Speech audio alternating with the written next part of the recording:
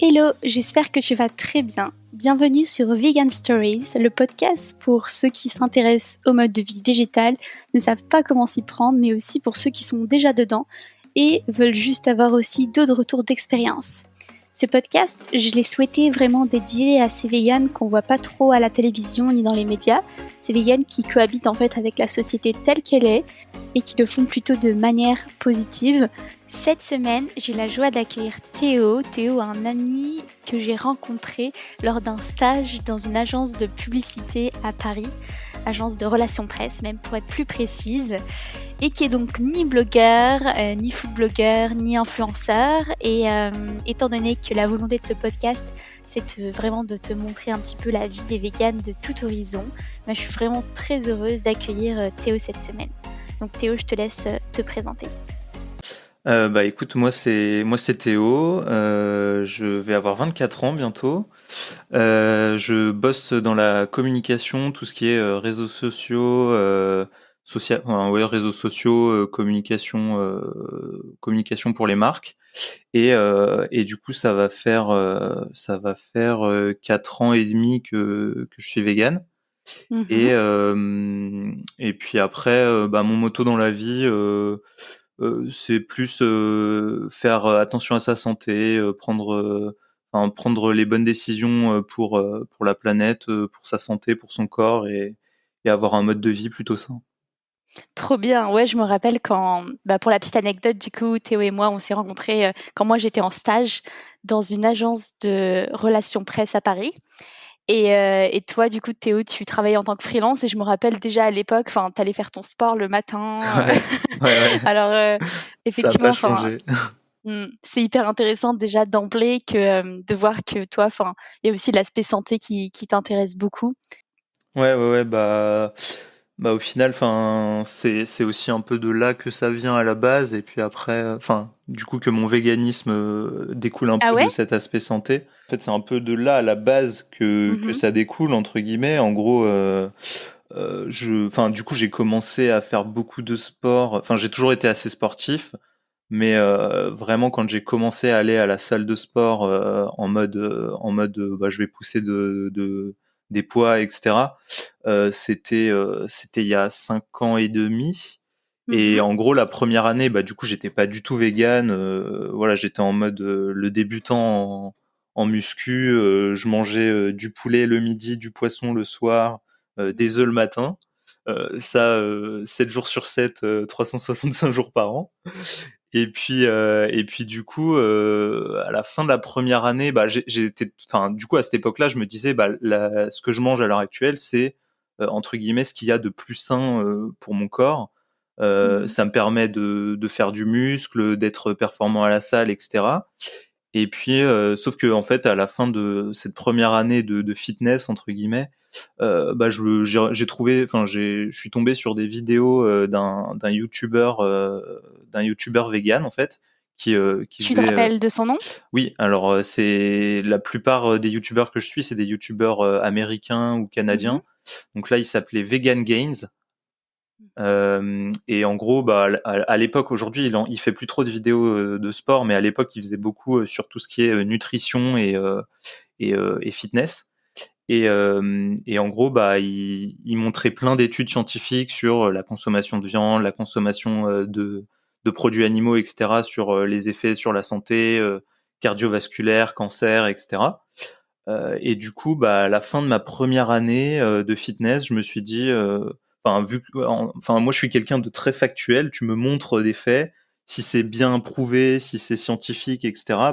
J'ai pas de mal à me dire, ok, du coup, j'agis en fonction de ces faits, Mhm. en fait. Du coup, j'ai vu ça, j'ai fait, ok, il y a aucune raison que je continue à manger de la viande, des produits animaux si c'est pas bon pour ma santé, si en plus parce que enfin il fait du fitness et du véganisme, mais il a aussi beaucoup l'aspect cruauté sur les animaux, etc. Donc en fait, ce youtubeur en particulier, il véhiculait vraiment tous les aspects du véganisme de manière générale, à la fois la santé et bien sûr les animaux.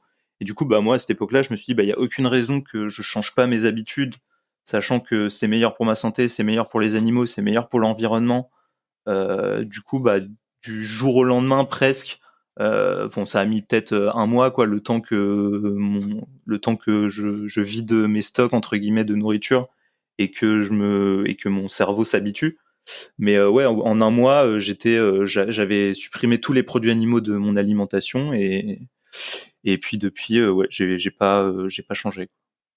C'est hyper intéressant ce que tu dis et concernant donc Vegan Gains, que je mettrai bien sûr en description, du podcast, j'ai pensé directement au film Game Changers que j'imagine que tu as vu. Oui. Est-ce que ce serait pas un peu l'équivalent maintenant en 2019-2020? J'ai vu qu'il y avait beaucoup de personnes qui avaient eu des prises de conscience, après ce film. Qu'est-ce que tu en penses toi de ce film? Bah moi je trouve que c'est un super film. Il y a beaucoup de gens qui le critiquent en mode oui ils exagèrent un petit peu, c'est un peu trop spectaculaire, Ah, c'est un peu à l'américaine mais quoi, hein, oui c'est à mais l'américaine. Et puis à côté de ça, enfin le producteur il a mis enfin il a toutes les infos qui sont dites dans le film sont sourcées par des études c'est scientifiques. vrai. Mmh. Ça a été vérifié, revérifié.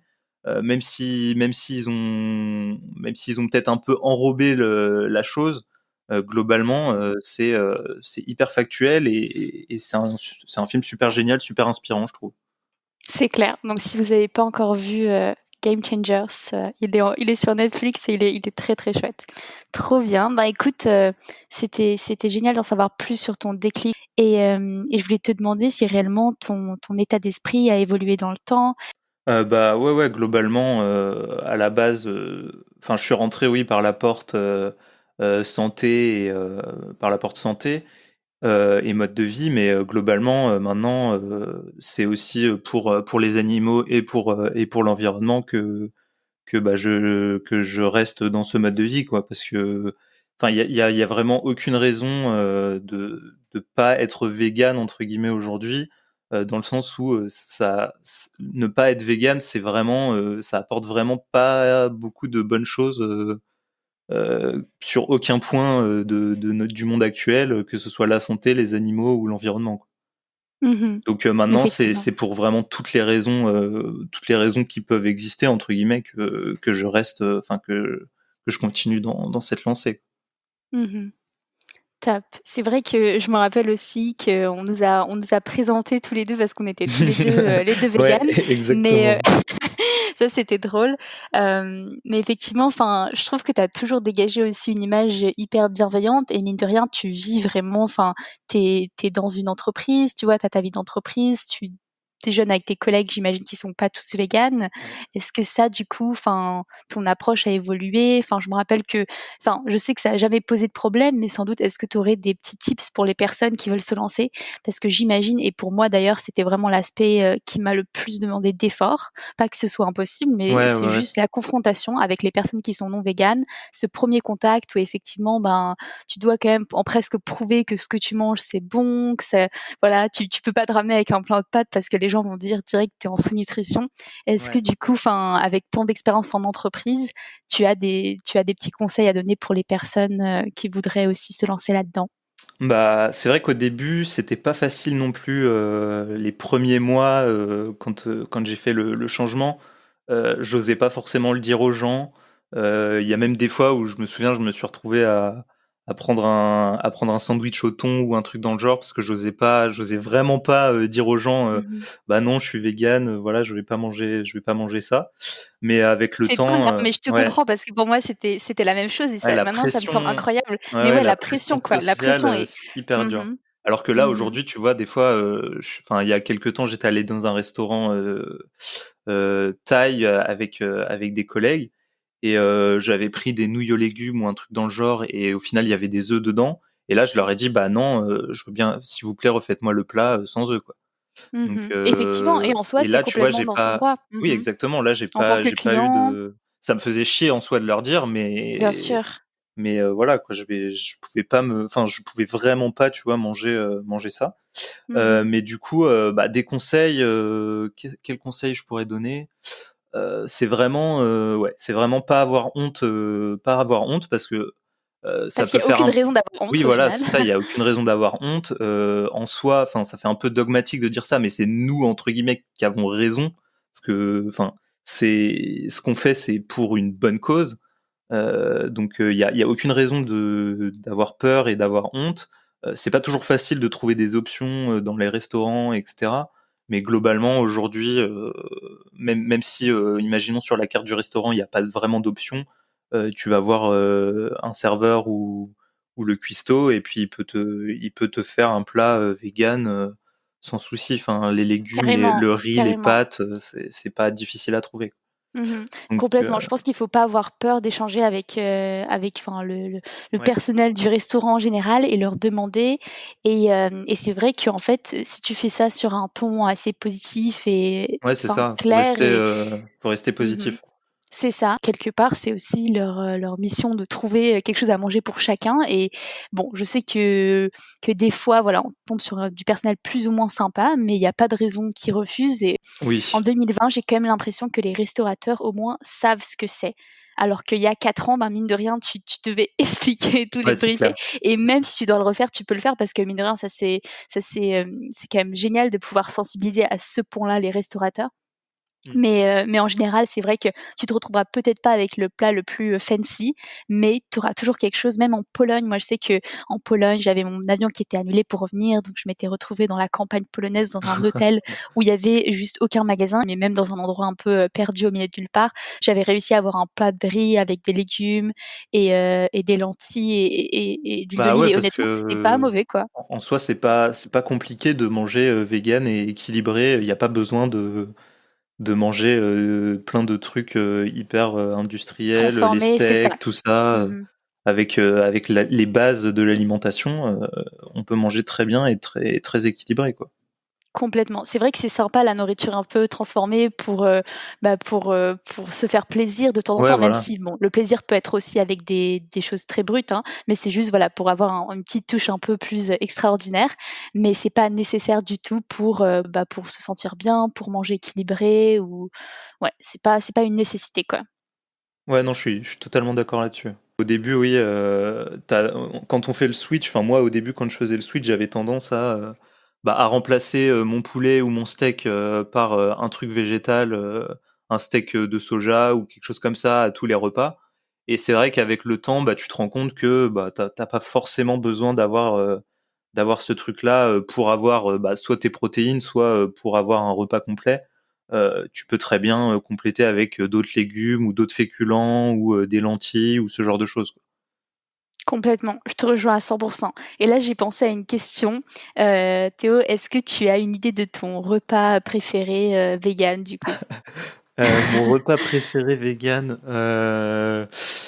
Alors, je sais pas si c'est mon repas préféré, Mmh. mais Un truc que t'adores quoi? un truc que je fais régulièrement et qui est hyper simple, et parce que moi je mange à peu près tout le temps la même chose quand je suis chez moi et que je fais pas des recettes incroyables, mais ça va être un truc tout simple, soit ça va être ouais du riz, je pense, du riz complet avec du tofu et des brocolis. Genre c'est la diète un peu la diète de bodybuilder revue en vegan, mais Mmh. ça j'adore. Enfin, genre de la sauce soja, des brocolis, du tofu et du riz complet, et j'ai un très bon repas, plein de nutriments, et je suis content.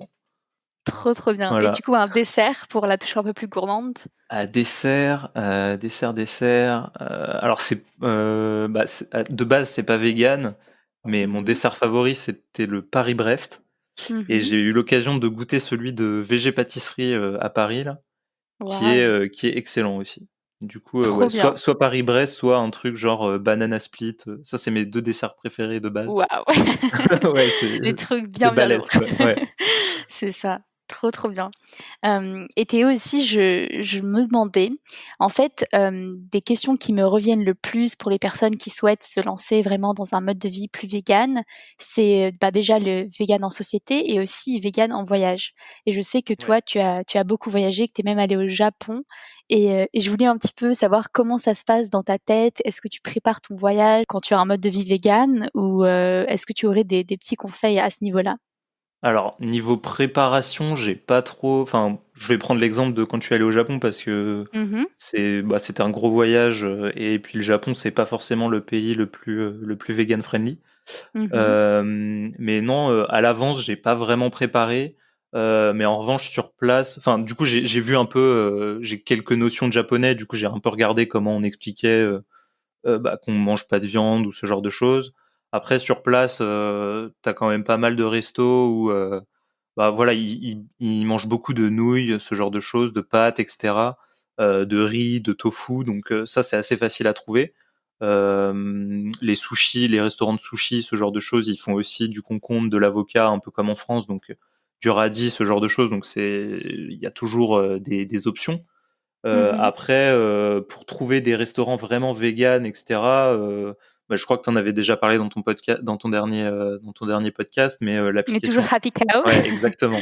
Cette Mhm. application, c'est vraiment le saint graal du vegan en voyage. Il y a vraiment des restos, enfin ça, il y en a pour le monde entier. Et quand j'étais à Kyoto, Tokyo ou ce genre d'endroit, je pouvais facilement trouver des restos véganes grâce à l'application. Et Ouais. après, le seul truc qui est pas facile, c'est quand vraiment tu pars en voyage avec des gens, avec des amis qui sont pas véganes et que là, bah, t'es obligé un peu de t'adapter parce que tu vas pas les emmener dans un resto vegan tous les midis ou tous les soirs, sachant que eux, ils veulent aussi bah, découvrir forcément les saveurs du Japon, donc tout ce qui est poisson, poulpe, ce genre de choses. Donc c'est pas toujours facile, mais voilà, tu te débrouilles. En plus, il y a là-bas, ils ont ce qu'on appelle des combini. C'est des petites épiceries, des petites épiceries ouvertes 24 heures sur 24, 7 jours sur 7. Et de là-bas, tu peux trouver des boulettes de riz aux algues, tu peux trouver des petits plats préparés sans viande, sans œufs, sans rien, des trucs de haricots, ce genre de choses. Donc, on se débrouille. C'était pas. J'ai mangé beaucoup de boulettes de riz et beaucoup de bananes, Mhm. mais je m'en suis sorti. C'est ça, c'est ça. Et au final, t'as quand même passé un voyage exceptionnel. Exactement. J'ai pas. Mm. Je me suis pas. Enfin, la nourriture m'a pas posé trop de problèmes. Mhm.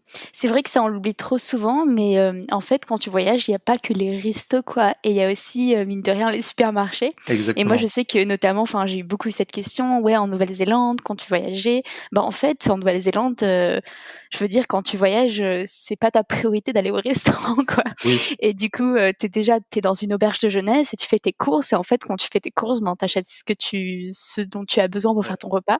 Et au final, c'est vrai que ça a pas du tout posé de problème à ce niveau-là. Après, je sais qu'il y a des pays plus ou moins justement où tu manges plus au resto. Bah, Ouais, le bah Japon typiquement, peut-être. ouais, quand tu vas au Japon, l'objectif c'est Mmh. de manger le plus possible. En plus, là-bas, ça coûte vraiment pas très cher. Ouais.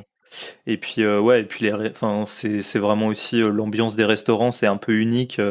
Mmh. Des fois, tu trouves des petits restaurants de nouilles cachés dans un coin de rue, avec Mmh. le vieux de 70 ans, ça fait 50 ans qu'il cuisine des nouilles soba. C'est assez sympa.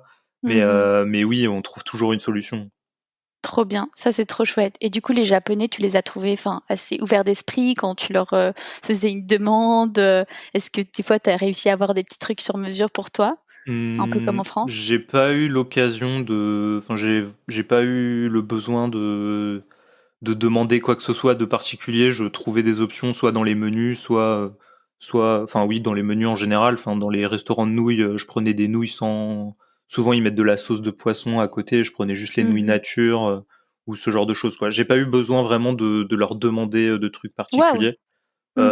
Après, oui, ils comprennent quand tu leur dis je mange pas de viande ou je suis le mot vegan là-bas, ils connaissent pas trop, c'est plus végétarien. Mais du coup, tu Mmh. leur dis je mange pas d'œufs ou pas de lait ou pas de crème ou quoi que ce soit, et puis ils comprennent.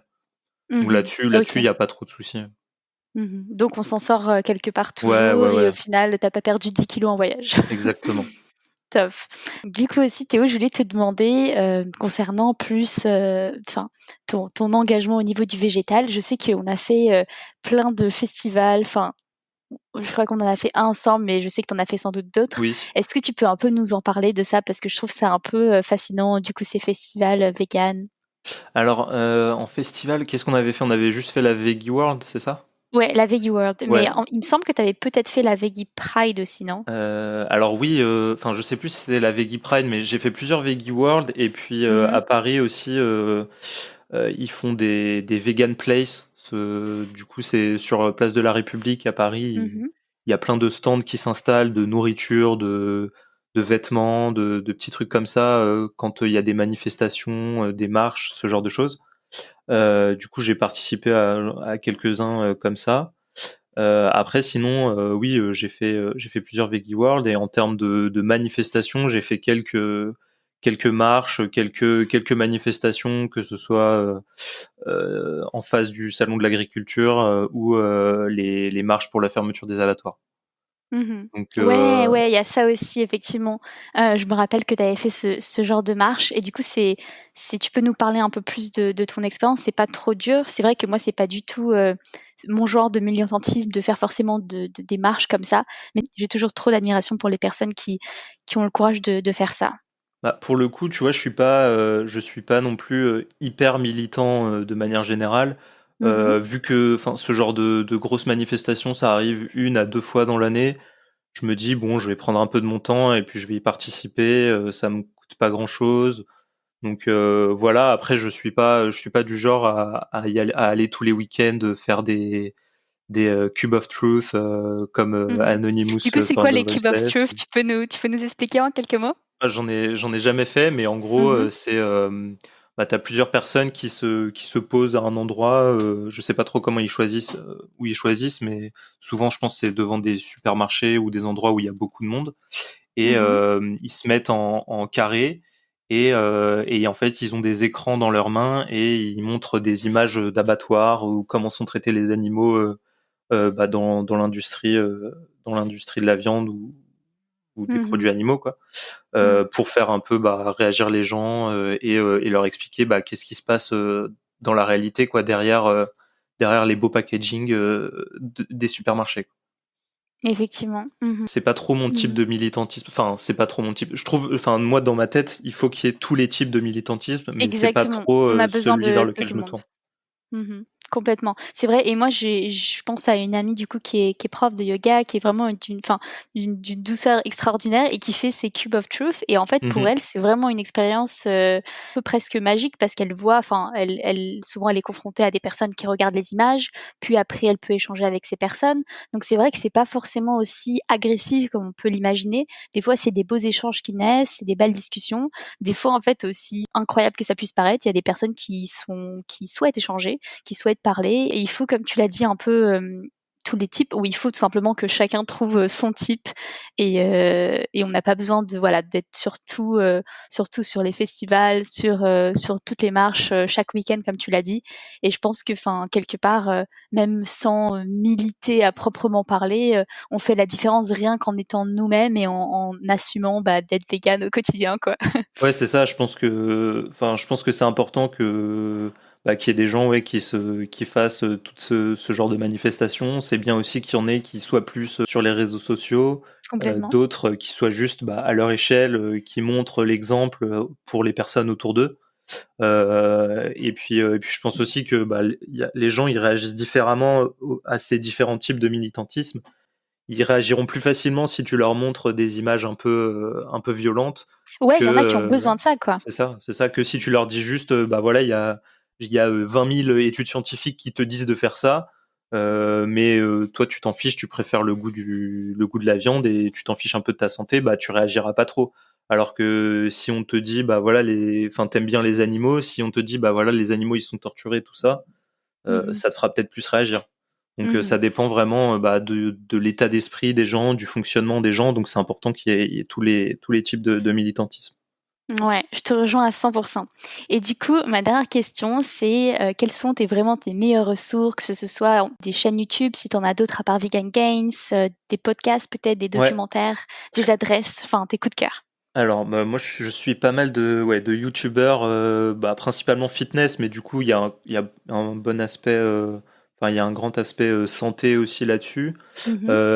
Je vais te dire plusieurs noms. Il y a Brian Turner, donc Ouais, je toujours mettrai sur tout en YouTube. description, hein. Ouais. Mmh. Brian Turner, John Venus Mmh. et Simnet Nutrition. Donc ces trois-là, ils sont vraiment plus sur l'aspect santé, fitness mais toujours enfin c'est ça aussi qui est intéressant, c'est que même si ils sont sur l'aspect fitness et santé, il y a quand même toujours ce message de les animaux. Donc Mmh. on reste enfin voilà, c'est pas que la santé, dans tous les cas, tu peux pas être vegan et juste penser à ta santé, sinon t'es pas vraiment vegan, t'es plus voilà, tu fais attention à ta santé, ce qui est logique. Mais le véganisme, la définition du véganisme, c'est quand même pour les animaux. Donc dans ces youtubeurs-là, il y a toujours ce message-là aussi. Après, je suis aussi le docteur Michael Greger, Ah, qui a fait des livres intéressants, qui a une chaîne YouTube nutrition.org. je suis en train de lire actuellement le livre genre How Not to Die et il Mhm. est extraordinaire, Ouais, franchement. non, il est vraiment bien. Du coup, il a plein de conseils, etc. Super, super intéressants. Donc, il fait des vidéos super cool. J'ai en tête trois documentaires que je Mhm, pense qui sont les meilleurs entre guillemets. Donc, mhm, on a parlé Game Changers mhm, pour l'aspect fitness, montrer que tu peux faire du sport, être performant sans forcément manger de la viande. mhm, What the Health que j'aimais bien, même chose. Il y a eu beaucoup de critiques. Enfin, ils exagèrent un petit peu, etc. Mais les études sont là, donc ça on peut pas le changer. Donc je trouve que mhm, c'était un film intéressant. Et donc là, c'est plus sur la partie santé, et en dernier, plus sur la partie choc et image violente entre guillemets, qui a fait réagir beaucoup de monde, c'est Earthlings. mhm. Je pense que ce film-là, ça aide aussi pas mal de monde à faire le switch. Je l'ai pas regardé parce que moi, enfin moi j'ai pas besoin, j'ai pas eu besoin de voir ce film-là pour me dire bah c'est horrible ce qui arrive aux animaux, il faut que je change. Mais je sais qu'il y a des gens, ça les fait réagir, donc ça peut C'est être ça ça. peut être un documentaire intéressant. C'est Joaquin Phoenix qui fait la voix, donc ça peut Ah aussi ouais! intéresser des Ah, je gens. savais pas du tout ça. Ouais, ouais, ouais. C'est vrai que moi, ce que j'allais dire, c'est en complément du coup de Earthling qui est très bien, moi, que j'ai vu, je dirais pourquoi pas, enfin, checker aussi l'asso L214 qui est très active sur Oui. Instagram et sur Facebook parce que c'est vrai que Earthling c'est génial, mais c'est filmé aux États-Unis et souvent, Oui, enfin, un il y a peu le réflexe qu'on l'argument, a, c'est de se ouais. dire: «Bah, c'est pas chez nous», alors que, bah, L214 c'est des personnes qui s'infiltrent un peu dans les usines aujourd'hui en France et qui ramènent des images et tu te dis bah en fait ça c'est dans ton pays et c'est toi qui payes pour ça, enfin si tu consommes des produits animaux. Bah merci beaucoup Théo, en tout cas c'était vraiment un plaisir d'échanger avec toi. Merci à toi. Et peut-être est-ce que tu souhaites laisser ton compte Instagram éventuellement si des personnes souhaitent te Oui, poser des oui, oui. questions? Je suis pas très actif en ce moment, mais Mhm, je partage de temps en temps des trucs de nourriture, de fitness, et puis je fais aussi pas mal de festivals de musique. Donc mhm.